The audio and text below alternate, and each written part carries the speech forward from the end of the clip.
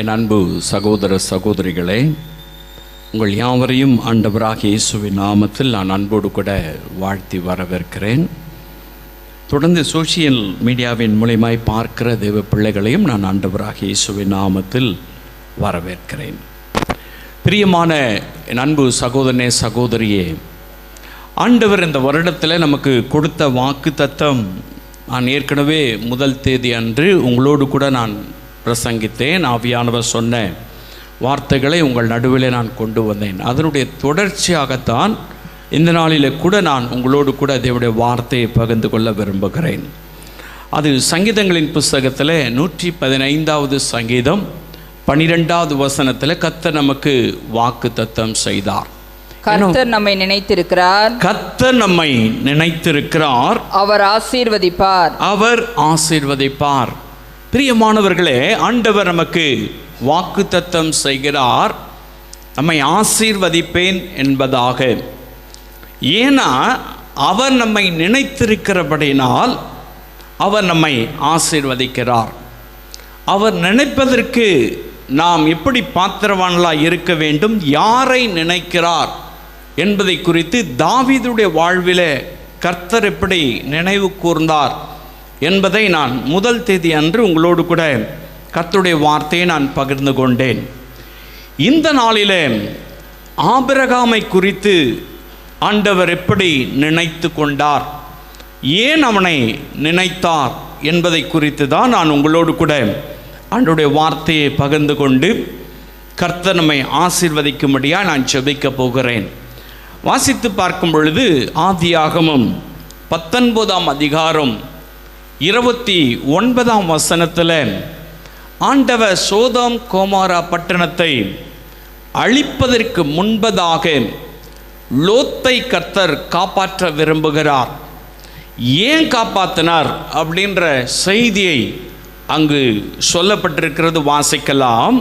தேவன் அந்த சமபூமியின் பட்டணங்களை அழிக்கும் போது, தேவன் அந்த சமபூமியின் பட்டணங்களை அழிக்கும் போது தேவன் ஆபிரகாமை நினைத்து, தேவன் ஆபிரகாமை நினைத்து லோத்து குடியிருந்த பட்டணங்களை தாம் கவிழ்த்து போடுகையில், லோத்து குடியிருந்த பட்டணங்களை தாம் கவிழ்த்து போடுகையில் லோத்தை அந்த அழிவின் நடுவிலிருந்து தப்பி போகும்படி, லோத்தை அந்த அழிவின் நடுவிலிருந்து தப்பி போகும்படி அனுப்பிவிட்டார்.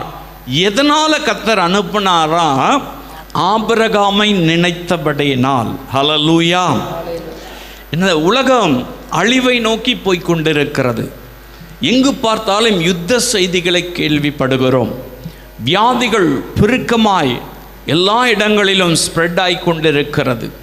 பல இடங்களிலே எக்கனாமிக் டவுன் ஆகி பல விதங்களிலே பஞ்சங்களும் கொள்ளை நோய்களும் பெருகி கொண்டிருக்கிற ஆண்டவருடைய வருகைக்கு முன்பதான அடையாளங்கள் எல்லாம் நிறைவேறி கொண்டிருக்கிற இந்த கடைசி காலத்தில் கர்த்தர் நம்மை வைத்திருக்கிறார்.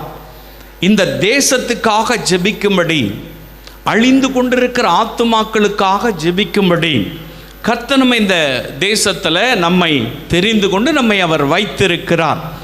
நம்மை நினைத்து தான் தேசத்தை அழிவிலிருந்து காப்பார்.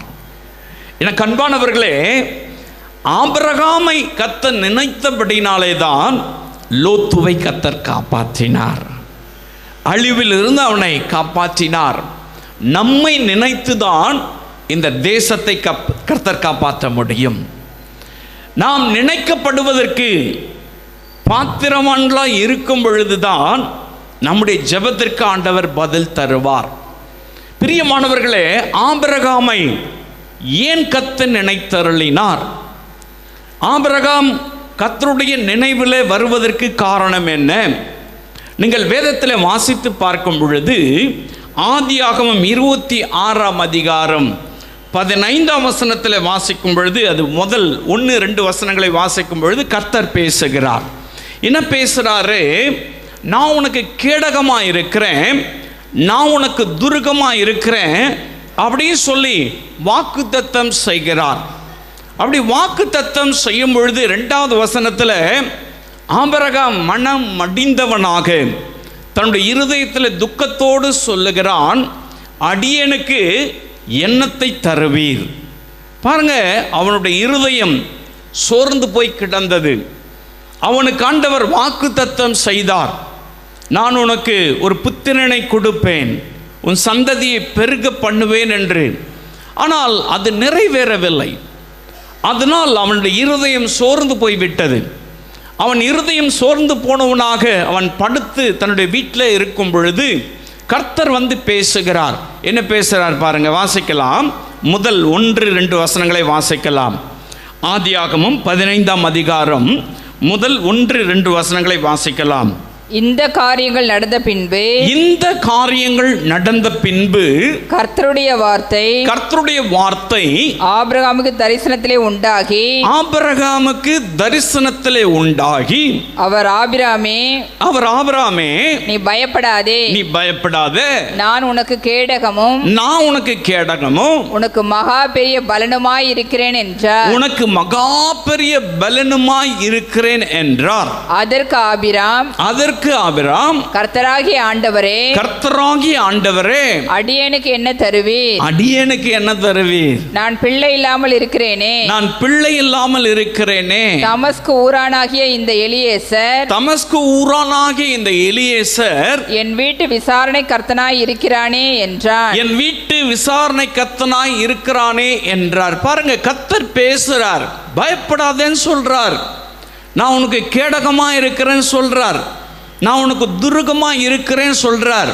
அதை அவனால் ஏற்றுக்கொள்ள முடியல. கர்த்தர் தருகிற வாக்குத்தத்தத்தை ஏற்றுக்கொள்ள முடியல. அதெல்லாம் இருக்கட்டும் ஆண்டவரே, அதெல்லாம் போட்டோம், நீர் எனக்கு என்னத்தை தருவீர்? அவர் தான் வாக்குத்தத்தம் செய்கிறாரு. நான் பயப்படாதே, நான் உனக்கு கேடகமாக இருக்கிறேன், நான் உனக்கு துருகமாக இருக்கிறேன்னு. அதை அவனால் ஏற்றுக்கொள்ள முடியல. அவனுடைய இருதயம் ஏற்றுக்கொள்ள முடியல. அவனுடைய இருதயம் ஏற்றுக்கொள்ளாததுனால தான் கர்த்தரை பார்த்து கேட்குறான், நீங்கள் முன்னாடியே வாக்குத்தத்தம் செஞ்சீங்க, ஆனால் அந்த வாக்குத்தத்தம் என்னுடைய வாழ்வில் நிறைவேறவில்லை.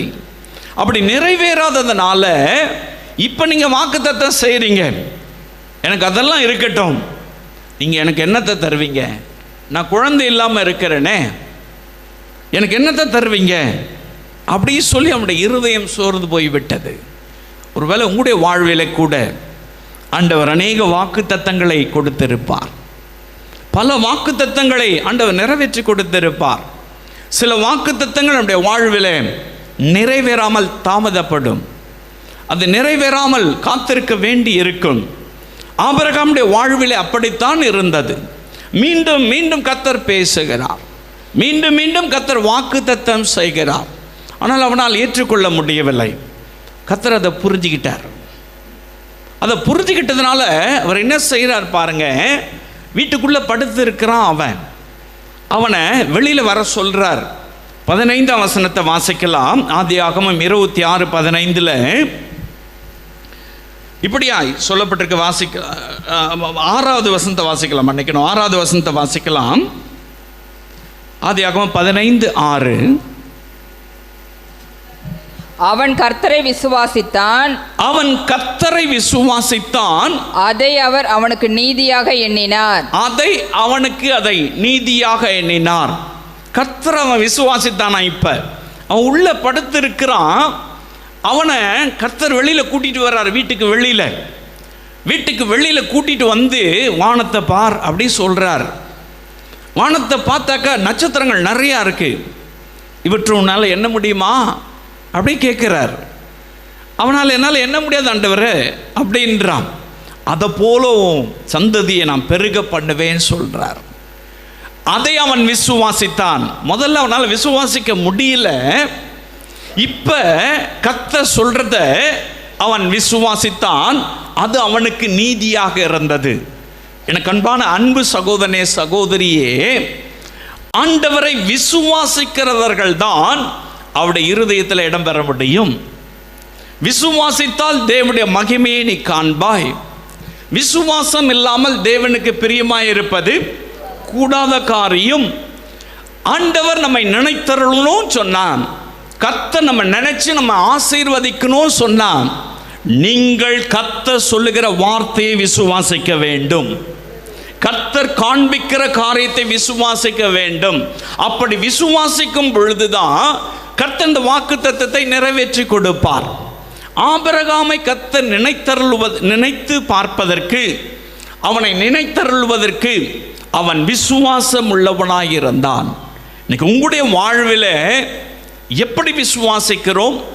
கண்டு விசுவாசிப்பதை காட்டிலும் காணாமல் விசுவாசிக்கிறவர்கள் பாக்கியவான்கள். எனக்கு அன்பான அன்பு சகோதரனே, சகோதரியே, விசுவாசத்தை கர்த்தர் நமக்கு கொடுத்திருக்கிறார். அந்த விசுவாசத்தை இன்னும் நம்ம உறுதிப்படுத்தும்படியாய் கர்த்தருடைய வார்த்தையை அதிகமாய் விசுவாசிக்க வேண்டும். கர்த்தருடைய வசனங்களை படித்து அதை ஏற்றுக்கொண்டு அதை விசுவாசிக்கும் பொழுதுதான் அவருடைய ஆசீர்வாதத்தை நாம் பெற்றுக்கொள்ள முடியும். இன்னைக்கு ஆசீர்வாதம் ஏன் இல்லை? ஆண்டவர் ஐடியலாக எதனா செஞ்சிடணும், எதாயிரம் தூக்கி தொப்புன்னு கொடுத்துடணும், அல்லது எதாயிரம் ஒரு கிஃப்டை கொடுத்துடணும். நீங்கள் எதிர்பார்க்கிற காரியத்தை ஆண்டவர் செஞ்சிடணும். நீங்கள் எதிர்பார்க்கிற நன்மைகளை கர்த்தர் கொடுத்துடணும், சுகம் கொடுத்துடணும், விடுதலையை கொடுத்துடணும். அப்படியே வானத்தை பிளந்துக்கினே எல்லா கோல்டு எல்லாத்தையும் கொடுத்துடணும். மொத்தத்தையும் கொடுத்துட்டாக்கா ஆண்டவர் அற்புதம் செஞ்சிட்டார், ஆண்டவர் ஆசீர்வதிச்சிட்டார் அப்படி சொல்லி நீங்கள் நினச்சிங்கனாக்கா நம்ம போல முட்டாள் யாருமே கிடையாது. ஆண்டவர் ஆசீர்வதிக்கிறது அது மாத்திரம் கிடையாது. கர்த்தர் ஆசீர்வதிப்பது விசுவாசத்தை கொடுத்து நம்மை ஆசீர்வதிப்பார். ஆபிரகாமுக்கு ஒன்றுமே கிடையாது, அவனுக்கு எதுவுமே தரல. அவனை கொண்டு போய் வானத்தை பார்க்க வச்சு நட்சத்திரத்தை காமிச்சு இதை எண்ண முடியுமான்னு கேட்டு எண்ண முடியாதுன்னு அவன் சொல்றான். அதற்கு ஆண்டவர் சொல்றார், இது போல உன் சந்ததியை பெருக பண்ணுவேன்றார். அதை அவன் விசுவாசித்தான். ஒண்ணுமே இல்லை, ஒன்றும் நடக்கல, எந்த காரியமும் துளிர் கூட விடலை, எல்லாம் முடிந்து போன ஒரு நிலைமை. ஆனால் ஆபிரகாம் கர்த்தருடைய வார்த்தையை, கர்த்தர் காண்பித்த காரியத்தை விசுவாசித்தான். அதனால தான் இன்னைக்கு அவனுடைய சந்ததியாய் நாம் இருக்கிறோம். இயேசு கிறிஸ்துவும் அவருடைய சந்ததியிலே பிறந்தார். ஹல்லேலூயா. நம்முடைய விசுவாசத்தை அவர் காண்கிற தேவனாய் இருக்கிறார். இந்த வாக்குத்தத்தம் உங்களுக்கு சொந்தமாகணும்னா கட்டாயம் நீங்கள் கர்த்தருடைய வார்த்தை விசுவாசிக்கணும். நிறைய பேருக்கு என்ன டவுட்டுன்னு கேட்டாக்கா, ஆண்டவர் என்கிட்ட தான் பேசினாரா, அல்லது வேறு யாருன்னா பேசியிருப்பார், வேறு யாருக்குன்னா எதனா சொல்லியிருப்பார், எனக்கு அதுக்கு சம்மந்தம் கிடையாது. நீங்கள் அப்படி உட்கார்ந்துட்டு இருந்தீங்கன்னாக்கா இந்த வாக்குத்தத்தத்தை சுதந்திரிக்க முடியாது. நீங்கள் ஆசீர்வதிக்கப்படணும்னா கர்த்தருடைய வார்த்தையை விசுவாசிக்கணும். ஆண்டவர் என்னோடு தான் பேசுகிறார். அது உன்னை திட்டினாலும் சரி, உங்களை கடிஞ்சு கொண்டாலும் சரி, உங்களிடத்தில் அன்பு செலுத்தினாலும் சரி, உங்களை ஆசீர்வதித்தாலும் சரி, அல்லது உங்களை பல விதங்களில் ஆண்டவர் வழிநடத்தி வந்தாலும் சரி, எல்லாவற்றையும் விசுவாசித்து கர்த்தர் எனக்கு தான் இந்த காரியத்தை செய்கிறார் என்பதை நீங்கள் விசுவாசிக்கும் பொழுதுதான் கர்த்தருடைய ஆசீர்வாதத்தை பெற்றுக்கொள்ள முடியும். ஒன்றுமில்லாத காரியத்தை ஆபிரகாம் தெளிவாக விசுவாசித்தார். அது அவருக்கு நீதியாக எண்ணப்பட்டது, அது அவருக்கு சரியானதாய் கர்த்தருடைய பார்வையில் இருந்தது.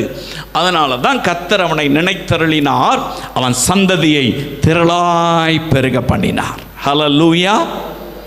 உங்களை கர்த்தர் ஆசீர்வதிக்கணுமா? இந்த மாதத்தில், இந்த வருடத்தில் சொல்லப்படுகிற எல்லா தேவனுடைய வார்த்தையும் விசுவாசிங்க. கர்த்தருடைய வார்த்தையை விசுவாசிக்க உங்களை ஒப்பு கொடுங்க, நீங்கள் ஆசீர்வதிக்கப்படுவீங்க. ஆபிரகாமை நினைப்பதற்கு காரணம் அவன் விசுவாசித்தான். ஹல்லேலூயா. ரெண்டாவது, ஆபிரகாமை கர்த்தர் ஏன் நினைத்தருளினார்? அதனால் லோத்தை ஆண்டவர் விடுவித்தார். வாசிக்கலாம். ஆதியாகமம் 13ஆம் அதிகாரத்தில் 8-9 வசனங்களை வாசிக்கலாம். ஆபிராம் லோத்தை நோக்கி, ஆபிரகாம் லோத்தை நோக்கி, எனக்கும் உனக்கும் என் மெய்ப்பருக்கும் உண்மைப்பருக்கும் வாக்குவாதம் வேண்டாம். வாக்குவாதம் வேணாம். நாம் சகோதரர். இந்த தேசமெல்லாம் உனக்கு முன் இருக்கிறது அல்லவா? நீ என்னை விட்டு பிரிந்து போகலாம். நீ இடதுபுறம் போனால் நான் வலதுபுறம் போகிறேன். நீ இடதுபுறம் போனால் நான் வலதுபுறம் போகிறேன். நீ வலதுபுறம் போனால் நான் இடதுபுறம் போகிறேன். நீ வலதுபுறம் போனால் நான் இடதுபுறம் போகிறேன் என்றான். பாருங்க, லோத்துவும் ஆபிரகாமும் ஆட்டு மந்தை பெருகி போச்சு, பூமி தாங்குற அளவுக்கு அங்கே இல்லை. அதனால் 2 ஆட்களுக்கு, ஆபிரகாமுடைய ஆட்களுக்கும் லோத்துடைய ஆட்களுக்கும் வாக்குவாதம் வர்றது. எந்த இடத்துல நான் பிடிச்சிக்கிறது, எந்த இடத்த நீ பிடிச்சிக்கிறது அப்படின்னு சொல்லி வாக்குவாதம் வருது. அந்த சமயத்தில் ஆபிரகாம் பேசுகிறார். என்ன பேசுகிறார், என்ன சொல்கிறார் பாருங்க, நீ நானும் சகோதரர், வாக்குவாதம்லாம் வேண்டாம். நீ ரைட்டுக்கு போனால் நான் லெஃப்ட்டுக்கு போகிறேன், நீ லெஃப்ட்டுக்கு போனால் நான் ரைட்டுக்கு போகிறேன், விட்டுரு. நம்ம 2 பேரும் பிரிஞ்சு போயிடலாம், தனித்தனியாக நம்ம போய் எல்லா காரியத்தையும் செய்யலாம் அப்படின்னு சொல்லி ஒரு முடிவெடுத்து லோத்தினிடத்தில் கர்த்தர் சொல்கிறார். ஆபிரகாம் சொல்கிறார், கர்த்தர் அவர் மூலமா பேசுகிறார். பாருங்க, ஆபிரகாமுக்குள்ள ஒரு நல்ல குணம் இருந்தது. லோத்து சும்மா கூட ஒட்டிட்டு அந்த ஆசீர்வாதத்தை எல்லாம் பெற்றுட்டு வந்தான். ஆபிரகாம் கூட ஒட்டிட்டு ஆபிரகாமை தான் கர்த்தர் ஆசீர்வதித்தார். ஆனால் லோத்து கூட இருந்ததுனால அந்த ஆசீர்வாதம் அவனுக்கு வந்துடுச்சு. பாருங்க, ஆபிரகாமுக்குள்ள ஒரு நல்ல குணம் இருந்தது. அது என்ன குணம்னு சொன்னாக்கா, நான் தான் சீனியர், நான் தான் இதை பண்ணுவேன், நான் தான் இதை செய்வேன், அப்படியெல்லாம் அவனுக்குள்ள அந்த எண்ணம் கிடையாது. அவனுக்குள்ள ஒரே ஒரு எண்ணம், விட்டு கொடுக்கிற எண்ணம் இருந்தது. சாக்ரிஃபைஸ் பண்ணுறக்கூடிய இருதயம் இருந்தது, எல்லாவற்றையும் விட்டு கொடுக்கக்கூடிய இருதயம் இருந்தது. அதனால தான் கர்த்தர் அவனை நினைத்தருளினார். இதே லோத்துடைய காரியத்துக்காக கர்த்தர் நினைத்தருளுவதற்கு காரணம், அவனுடைய வாழ்வில் ஆபிரகாம் விட்டு கொடுத்தபடினாலே தான் அதை நினைத்தருளினார். இன்னைக்கு அநேகருடைய வாழ்க்கையில் விட்டு கொடுப்பதற்கு இடமே கொடுக்க மாட்டோம், ஸ்பேஸே கிடையாது. எல்லாவற்றிலும் பாருங்க ஆர்வி பண்ணிட்டு இருப்போம், சுயநீதி இருக்கும், நான் தான் சரி, நான் சொல்லத்தான் சரி, அப்படி இருந்தது, இப்படி இருந்தது, இப்படி காரணங்கள் எல்லாம் ஆண்டவர் முன்னாடி காட்டவே முடியாது. சில காரியங்களை விட்டு கொடுத்து தான் ஆகணும். ஆண்டவர் ஆராதிக்கணும்னா விட்டு கொடுத்து தான் ஆகணும். ஆண்டவருடைய காரியங்களில் நீ விட்டு கொடுக்காம கர்த்தருடைய ஆசீர்வாதத்தை பெற்றுக்கொள்ளவே முடியாது. எதையும் விட்டு கொடுக்க மாட்டேன். கர்த்தர் ஜெபம் பண்ணி ஆசீர்வாதம் கொடுத்தோம்னாக்கா நீங்களும் உங்களை ஏமாத்திக்கிறீங்க, உங்க ஊழியக்காரன் உங்களை ஏமாத்துறார். நீங்க விட்டு கொடுக்காமல் எந்த ஆசீர்வாதத்தை கர்த்தரிடத்திலிருந்து பெற்றுக்கொள்ள முடியாது. ஆபிரகாம் தன்னுடைய சொத்து போனாலும் பரவாயில்ல, தன்னுடைய எந்த காரியம் போனாலும் பரவாயில்ல, கர்த்தருக்கு முன்பதாக கர்த்தர் தான் என்னை ஆசீர்வதிக்கிறார். நான் செலக்ட் பண்றதுனால எனக்கு ஆசீர்வாதம் கிடையாது, நான் தேர்வு பண்றதுனால எனக்கு ஆசீர்வாதம் கிடையாது. அது அவங்க எடுத்துட்டு போட்டோம், அவங்க எப்படி வேண்டுமானாலும் வாழட்டும் அப்படின்னு சொல்லி விட்டு கொடுத்துட்டான். விட்டு கொடுத்ததுடைய பலன் பாருங்க, அவர் பச்சையும் செழிப்புமா இருக்கிறத பார்த்தாரு, போனாரு. நிலைமை என்னாச்சு? பிரியமான அன்பு சகோதரனே சகோதரி, கிறிஸ்துவுக்காய் இழந்தவன் எவனும் தரித்திரரானதில்லை. நீ கிறிஸ்துவுக்காய் நேரத்தை விட்டு கொடுக்கும் பொழுது, ஆண்டவருடைய வசனத்தை கேட்பதற்கு நீங்கள் தியாகம் பண்ணும் பொழுது, தேவனுடைய ஆராதனையில கலந்து கொள்ளும் பொழுது, சில காரியங்களை நீங்கள் விட்டு கொடுத்தா அதனால் என்ன லாபம் வந்தாலும் நீங்கள் அதை விட்டு கொடுக்கும் பொழுதுதான் நீங்கள் ஆசீர்வாதத்தை பெற்றுக்கொள்ள முடியும். சிலருடைய வாழ்வில் பாருங்க, எதையும் விட்டு கொடுக்க மாட்டாங்க. அவங்க சொல்றது கரெக்ட் அப்படின்னு நினைப்பாங்க, அவங்க செய்யறது கரெக்ட் அப்படின்னு நினைப்பாங்க. அப்ப பாருங்க, ஆண்டவர் எப்படி ஆசீர்வதிக்க முடியும்? லோத்து கரெக்ட் நினைச்சாரு, ஆசீர்வதிச்சாரா? லோத்துக்கு நடந்த சம்பவம் என்ன ஆயிடுச்சு? இன்னைக்கு சோதம் குமாராவை போல இந்த உலகம் இருக்கிறது. இந்த உலகத்தினுடைய காரியங்கள் சோதம் குமாரா பட்டணத்தை போல ஒரு நாள் அழிய போகிறது. ஆண்டவர் அதை ஒன்றுமில்லாமல் ஆக்க போகிறார். பிரியமான அன்பு சகோதரனே சகோதரி, நீங்களும் நானும் ஆசீர்வதிக்கப்படணும் சொன்னா கட்டாயம் வாக்குவாதங்களை விட்டு, வீண் வாதங்களை விட்டு கர்த்தருடைய சமூகத்தில் விட்டு கொடுக்க பழகணும். விட்டு கொடுக்காமல் கர்த்தரிடத்திலிருந்து ஆசீர்வாதத்தை பெற்றுக்கொள்ள முடியாது. ஆபிரகாம் அவ்வளவு பெரிய மனிதர், அவ்வளவு ஆசீர்வாதத்துக்கு காரணம் அவர்தான், அவ்வளவு பெரிய மனுஷன். லோத்துக்காக, தன்னுடைய சகோதரனுக்காக எல்லாவற்றையும் விட்டு கொடுத்தார். அதுதான் கர்த்தருக்கு பிரியமா இருந்தது. அதுதான் அவருடைய இருதயத்துக்கு ஏற்றதா இருந்தது. அதை தான் கர்த்தர் நினைத்தருளினார். உங்களை நினைக்கணுமா? கர்த்தர் நினைக்கணுமா? நீங்கள் என்னத்தை விட்டு கொடுத்துருக்கீங்க? என்ன தியாகம் பண்ணிருக்கீங்க ஆண்டவருக்காக? ஆண்டவருடைய காரியத்தில் எதை தான் விட்டு கொடுத்துருக்கீங்க? எல்லாவற்றையும் ஆண்டவரிடம் பெற்றுக்கொள்கிறோம். ஆண்டவரே இதை தாங்க, அதை தாங்க, அதை தாங்க, தாங்க தாங்க, எல்லாவற்றையும் பெற்றுக்கொள்கிறோம். என்னத்தை விட்டு கொடுத்துருக்குறோம்? ஒரு காரியத்தை விட்டு கொடுக்கறதுக்கு நாம் தயாராக இல்லை. ஆனால் கர்த்தர் மட்டும் நம்ம ஆசை வச்சிடணும். ஒரு நாள் எல்லாம் நம்மை விட்டு போகும். நீங்கள் விரும்புகிற, நீங்கள் எதிர்பார்க்கிற, அல்ல நீங்கள் தேடி ஓடுகிற எல்லாம் நம்மை விட்டு போகும். பிரியமான அன்பு தேவ பிள்ளையை, நீ விட்டு கொடுக்கிற தியாகம் பரலோகத்துக்கு உன்னை கொண்டு போய் சேர்க்கும். அதுதான் ஆண்டவர் தருகிற ஆசீர்வாதம். அவர் ஐஸ்வர்யத்தை தருகிற தேவன். ஆசீர்வாதத்தோடு அவர் வேதனையை கூட்டாத ஆசீர்வதிக்கிற தேவன். எனக்கு அன்பான அன்பு சகோதரனே, சகோதரி, ஆபிரகாமை கர்த்தர் நினைப்பதற்கு காரணம் அவன் விட்டு கொடுக்கிற மனப்பான்மை இருந்தது. இந்த வருடத்தில் நீங்கள் ஆசீர்வதிக்கணும்னாக்கா வாக்குவாதம் பண்ணிட்டு நிற்காதீங்க, சண்டை போட்டுட்டு நிற்காதீங்க. ஒரு அடிக்கு சண்டை நடக்கும், ஒரு இன்ச்சுக்கு சண்டை நடக்கும், அதுக்கு சண்டை நடக்கும், இதுக்கு சண்டை நடக்கும், கோர்ட்டு கேஸ் அலைஞ்சிட்டு இருப்பீங்க. உங்கள் ஆசீர்வாதத்தை நீங்கள் இழந்துருங்க. விட்டு கொடுங்க, கர்த்தர் பல மடங்கு திருப்பி கொடுப்பார். விட்டு கொடுத்து பாருங்களேன். அந்த தேசத்தில் ஆபிரகாமை செல்வசீமானாய் வைத்தார்.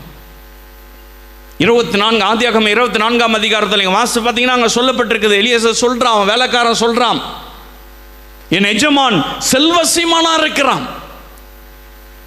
அப்படி கர்த்தர் ஆசை வச்சிட்டார்.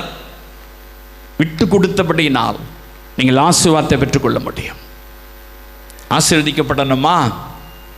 ஹல்லேலூயா. நீங்கள் விட்டு கொடுங்க, இந்த வாக்குத்தத்தம் உங்களுக்கு சொந்தமாக கர்த்தர் நினைத்தருளிக்கார். அவர் ஆசீர்வதிப்பார். நம்மளை நினைச்சிருக்கார். ஆபிரகாம் நினைச்சார். அவருடைய இருதயத்தில் ஆபிரகாமுடைய பெயர் இருந்தது. அவருடைய இருதயத்தில், கர்த்தருடைய இருதயத்தில் ஆபிரகாம் செய்த தியாகம் நின்றது. அவருடைய நல்ல குணங்கள் நின்றது. அதை தான் நினைச்சு பார்த்தார் கர்த்தர். கர்த்தர் அவனை ஆசீர்வதித்தார். ஹல்லேலூயா. மூன்றாவது ஒரு காரியத்தை நான் சொல்லட்டும், வாசிக்கலாம். ஆதியாகமம் 14ஆம் அதிகாரம் 21, 22 வசனங்களை வாசிக்கலாம். 14ஆம் அதிகாரம் 21, 22 வசனங்களை வாசிக்கலாம். சோதோமின் ராஜா ஆபிரகாமை நோக்கி ஜனங்களை எனக்கு தாரும், பொருள்களை நீர் எடுத்துக்கொள்ளும் என்றான். அதற்கு ஆபிராம் சோதோமின் ராஜாவை பார்த்து ஆபிரகாமை ஐஸ்வர்யவானாக்கினேன் என்று நீர் சொல்லாதபடிக்கு நான் ஒரு சரட்டையாகிலும் பாதரட்சையின் வாரையாகிலும். செருப்பு இருக்கு பாத்தீங்களா, அந்த செருப்பினுடைய ஒரு வார் இருக்கு பாருங்க, அந்த வாரையாகிலும் உமக்கு உண்டானவைகளில் யாதொன்றையாகிலும் எடுத்துக்கொள்ளேன் என்று வானத்தையும் பூமியும் உடையவராகிய உன்னதமான தேவனாகிய கர்த்தருக்கு நேராக என் கையை உயர்த்துகிறேன். ரொம்ப அழகா சொல்றாரு பாருங்க ஆபிரகாம். சோதோமின் ராஜா மெல்கிசேதேக்கு வந்து ஆபிரகாம எல்லாவற்றையும் தசபாகம் கொடுத்து, அதுக்கு முன்னாடி வசனங்கள் வாசி பார்த்தீங்கன்னா தெரியும், அவனை ஆசீர்வதிச்சிட்டார். அவனை ஆசீர்வதிச்சுட்டு போறாரு. இப்போ இந்த சோதோமின் ராஜா பார்க்குறாரு. பார்த்துட்டு என்ன சொல்றாருனாக்கா, நீ எல்லா பொருளையும் நீ எடுத்துக்கோ, எல்லாத்தையும் எல்லாம் எடுத்துக்கோ நீ, ஆனால் ஜனங்களை என்கிட்ட விட்டுடு அப்படியே சொல்றாரு. இப்போ பாருங்க, ஆபிரகாம் தெளிவாக சொல்றான், அது மாத்திரம் நடக்காது. நீ காண்பிக்கிற அந்த பொருளாசை மாத்திரம் எனக்கு வேண்டாம். நான் செருப்பில் இருக்கிற வார கூட எடுக்க மாட்டேன், ஒரு சாட்டை கூட எடுக்க மாட்டேன் என்று சொல்லி கர்த்தருக்கு நேராய் கைகளை விரித்து சொல்லுகிறார். அவருக்குள்ள ஒரு நல்ல குணம் இருந்தது, பொருளாசை இல்லாத ஒரு குணம். பார்த்ததெல்லாம் வாங்கணும், கேட்குறதெல்லாம் போய் எந்த இடத்துல பெஸ்ட் போய் பார்த்து வாங்கிடணும். எப்போ நான் கடன் வாங்கினாலும் வாங்கிடணும்.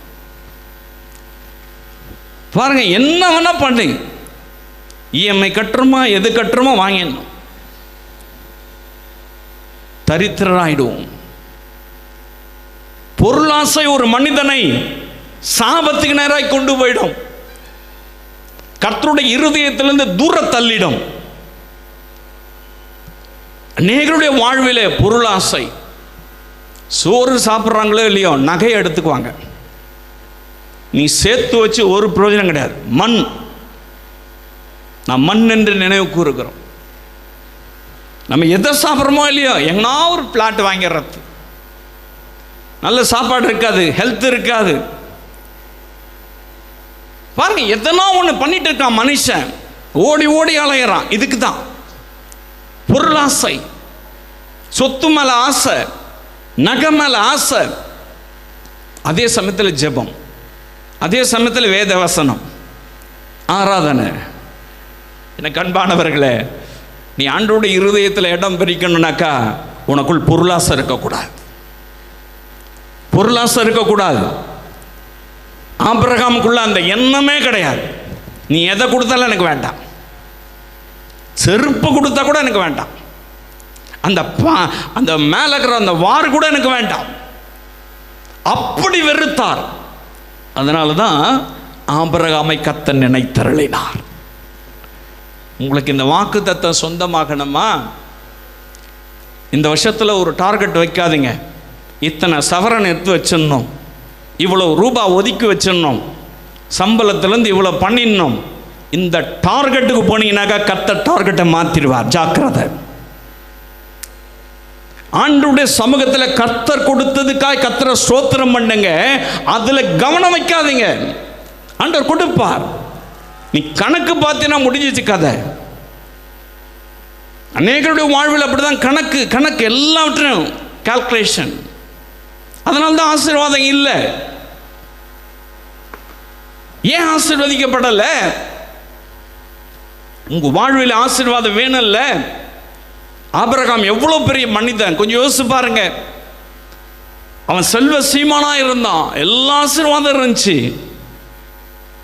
அவன் விரும்பவே இல்லை, கர்த்தரா கொடுத்தார், ஆண்டவரா கொடுத்தார். நீ விரும்புனாக்கா அவனுக்கு கொடுக்கவே மாட்டார். உள்ளத்துல பொருளாசை இருந்துச்சுனாக்கா கர்த்தருக்கு இடம் இல்லைன்னு அர்த்தம். உங்க உள்ளத்துல இருக்கா? எது மேலேயும் ஆசை, இச்சை, சிற்றின்பம், எது மேலேயும் உள்ளத்துல இருக்கா?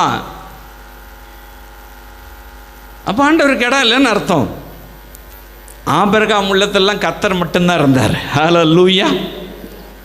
ஆண்டவர் மாத்திரம் தான் இருந்தார். அவருக்குள்ள பொருளாசையே கிடையாது. அதை தான் கர்த்தர் நினைத்தருளினார். உங்களை ஆண்டவர் நினைக்கணுமா? பொருளாசையை வெறுத்து விடுங்க. கர்த்தர் கொடுப்பார், தேவையானதை தருவார். அவர் நம்ம இன்னும் ரோட்டில் அலைய விட்டுற மாட்டார். நம்முடைய உழைப்பை கர்த்தர் அங்கீகரிப்பார். நம்மை அவர் ஆசீர்வதிக்கிற தேவன் தான். எல்லாவற்றையும் கொடுத்து ஆசீர்வதிக்கிறவர் தான். நீங்க ஆசீர்வாதத்தை தேடி போவாதீங்க. கர்த்தர் நம்மை ஆசீர்வதிக்கணும். கர்த்தர் நம்மை ஆசீர்வதிக்கணும். அவர் நினைத்திருக்கிறார், அவர் நம்மை ஆசீர்வதிப்பார். ஆபிரகாமை நினைத்தார், கர்த்தர் ஆபிரகாமை ஆசீர்வதித்தார். உங்களை அவர் நினைக்கணும்ல. நீங்க என்ன பண்றீங்க தெரியுமா? கர்த்தரை நினைக்கிறது கிடையாது. ஆண்டவருடைய வசனங்கள், ஆண்டவருடைய பிரசன்னத்தை, ஆண்டவர் சொல்ற வார்த்தைகள், அதை நினைச்சு பார்க்கறது கிடையாது.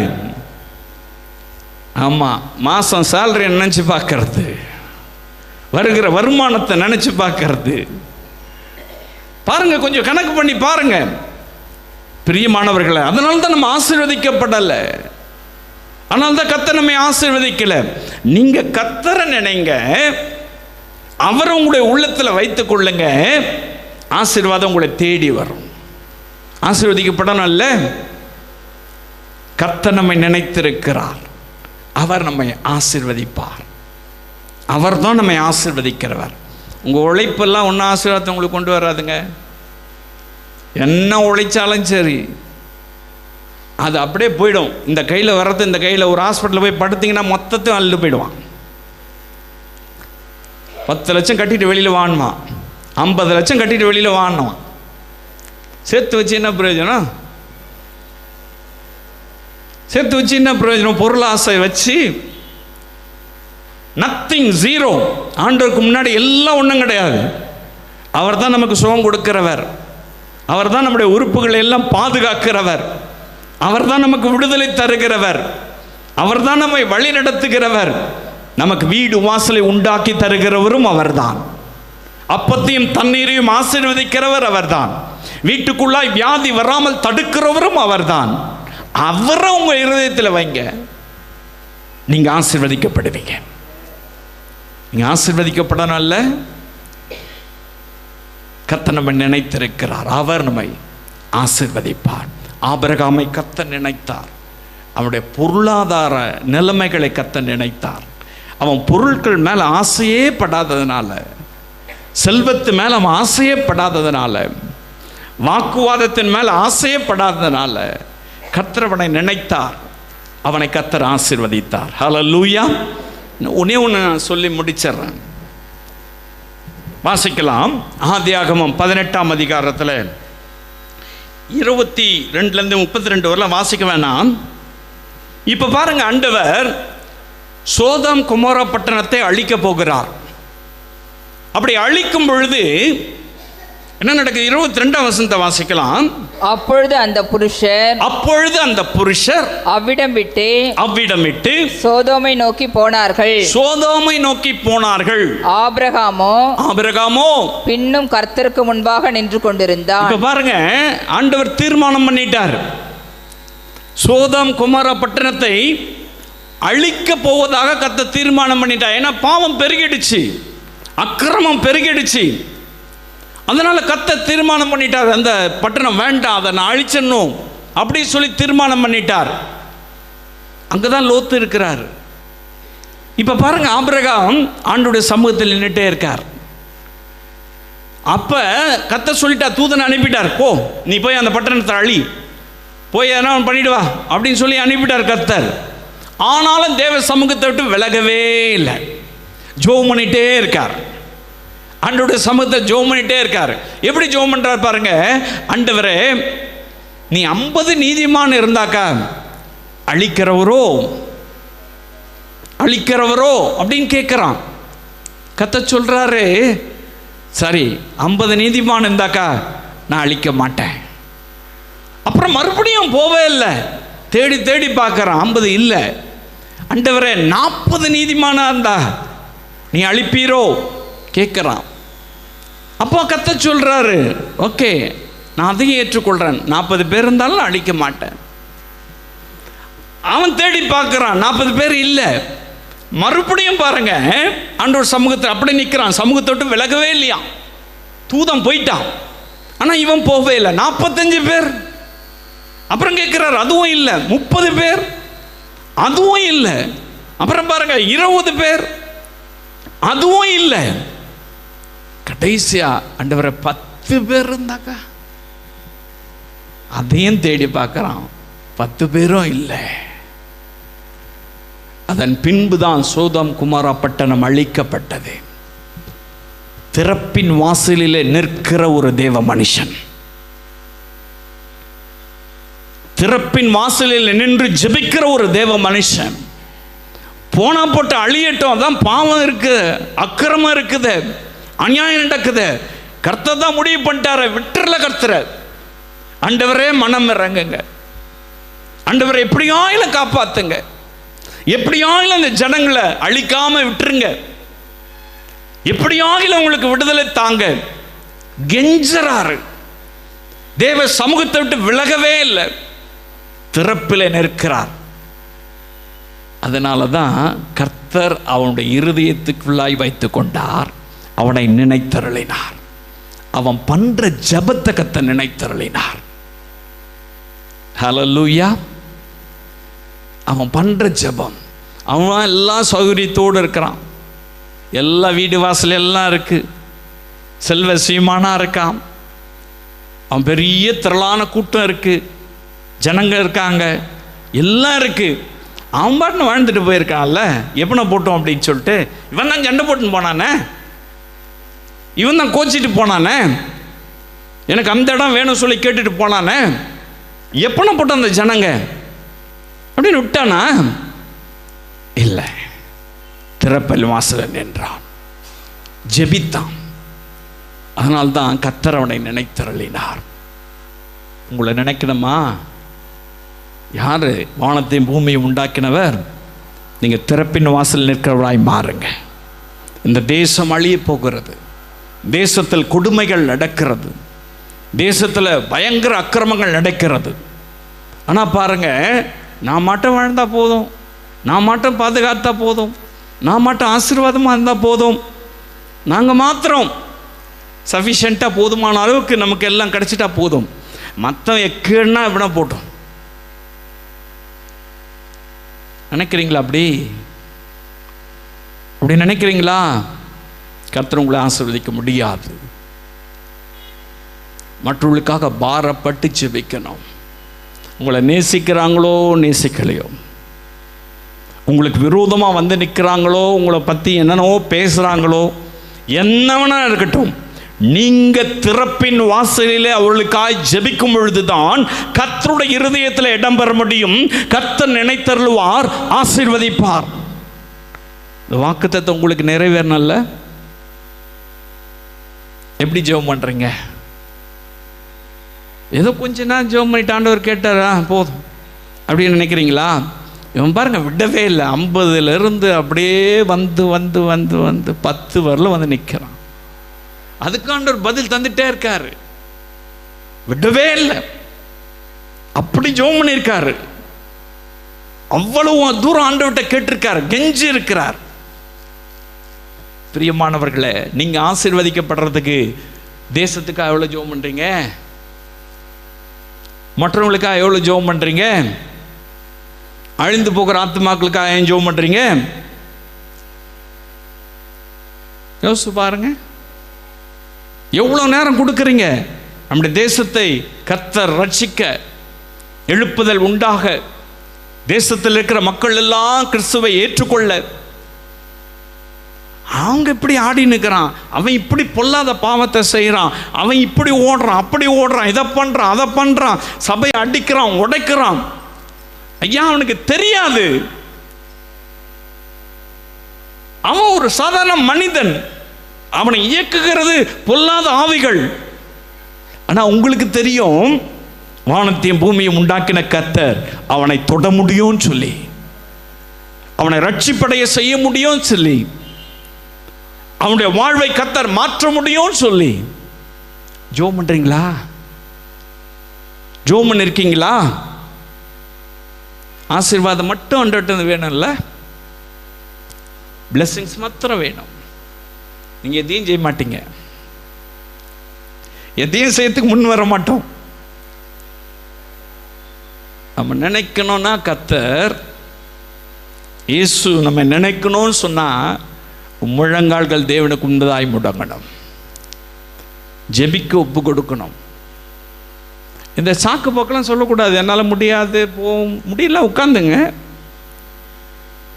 அப்படியே உட்கார முடியல, படுத்துங்க, ஜெபம் பண்ணுங்க. நான் அதுதான் சொல்லுவேன், ஜெபம் பண்ணுங்க. இல்லை பிரதர் ரொம்ப டயர்டாக இருந்துச்சு, நான் தூங்கிட்டேன். தூங்கிட்டீங்களா? வேற ஒரு நேரத்தை கொடுங்க, அந்த நாளில் விட்டாதீங்க, ஜெபம் பண்ணுங்க, திறப்பில் நில்லுங்க, ஆண்டவர் சமூகத்தில் காத்துருங்க. நீங்க தான் ஆசீர்வதிக்கப்படுவீங்க. இருதயத்தில் கர்த்தர் நினைத்துக் கொள்வார். அவனுடைய ஜெபத்துக்கு பதில் கிடைக்கல, பதில் கிடைச்சது அது என்ன நெகட்டிவா இருந்துச்சு, முடியல, கர்த்தர் அழிவை தடுத்து நிறுத்த முடியல, அழிவு உண்டாயிடுச்சு. ஆனால் கர்த்தருடைய இருதயத்தில் அவனுக்கு இடம் கிடைச்சிருச்சு. ஏன்னா அவ்வளவு ஜெபம் பண்ணான், அவ்வளவு ஜெபம் பண்ணான். நீ கர்த்தருடைய இருதயத்தில் இடம் பிடிச்சிருக்கீங்களா? ஏசப்பாவுடைய இருதயத்தில் இடம் பிடிச்சிருக்கீங்களா? ஜெபிக்கிறவனுக்கு தாங்க அது தருவாரு. சும்மா உட்காந்து அப்படியே ஆயா வசனத்தை கேட்டு போறவங்களுக்கு கிடையாது, தீர்க்க தரிசனங்களை கேட்டு போறவங்களுக்கு கிடையாது. வாக்கு தத்தங்களை நானும் பெற்றுக்கினேன் அட்டையை வாங்கிட்டு போகிறவங்களுக்கு கிடையாது. அதெல்லாம் வாங்கி போய் வீட்டில் வைக்கலாம், வச்சுங்க. 8 சுரக்கா கூட்டுக்கு உதவாது. நீங்கள் அதை ஏற்றுக்கொள்ளணும். நீங்கள் எத்தனை வாக்கு தத்தம் வாங்கலாம் சரி, அது அப்படியே தான் இருக்கும். அந்த வாக்கு தத்தங்களை சுதந்தரிப்பதற்காக நான் உங்களுக்கு சொல்றேன். அந்த வாக்கு தத்தத்தை எப்படி சுதந்தரிப்பது என்பதை நான் உங்களுக்கு சொல்றேன். ஆபிரகாமை கர்த்தர் நினைத்தார். உங்களை நினைக்கணும்னா நீங்க திறப்பில் நிற்பதற்கு ஒப்பு கொடுங்க. கர்த்தர் கட்டாயம் நம்மை ஆசீர்வதிப்பார். இந்த வாக்கு தத்தம் நமக்கு சொந்தமாக்கும். பறந்து விரிந்து கிடக்கிற தேசம் நமக்கு முன்பாக இருக்கிறது. உலகம் நமக்கு முன்னாடி இருக்கு. நான் ஏற்கனவே சொன்னேன், எல்லா உலகமும் நம்ம கையில் செல்போன்லேயே வந்துடுச்சு. எல்லா தகவலும் நமக்கு வந்துடுச்சு. பார்க்குறவங்க திறப்பில் நில்லுங்க, ஜெபம் பண்ணுங்க. எங்கேயோ நடக்கட்டும், யாருக்கும் நடக்கட்டும், நீங்க திறப்பில் நினைனாக்கா கர்த்தருடைய இருதயத்தில் இடம் பிடிச்சிருவீங்க. ஹல்லேலூயா. அவர் நினைத்து கொள்வார். அவர் சீக்கிரமாய் வரப்போகிறார். அவருடைய இருதயத்தில் இடம் பிடிச்சவன் தான் அவரோடு கூட போக முடியும். ஹல்லேலூயா. இடம் பிடிக்கிறதுக்கு என்ன முயற்சி பண்றீங்களோ தெரியாது, திறப்பில் நெல்லுங்க. கட்டாயம் கர்த்தர் உங்களை ஆசீர்வதிப்பார். நாம் ஜெபிக்கலாம். இந்த வார்த்தை கேட்டுக்கொண்டிருந்த சோசியல் மீடியாவின் மூலமாய் கேட்டுக்கொண்டிருந்த ஒவ்வொரு பிள்ளைகள் மேலும் தகப்பனே, நீர் மனம் இறங்கி இந்த வாக்கு தத்தத்தை சொந்தமாக்கி கொடுப்பீராக. அவருடைய வாழ்வில் ரட்சிப்பை தாங்க, சத்தியத்துக்குள்ளாய் வரட்டும், பிரச்சனைகளை மாற்றுங்க, அவங்களை ஆசீர்வதிங்க. இயேசுவின் நாமத்தின் நல்ல பிதாவே.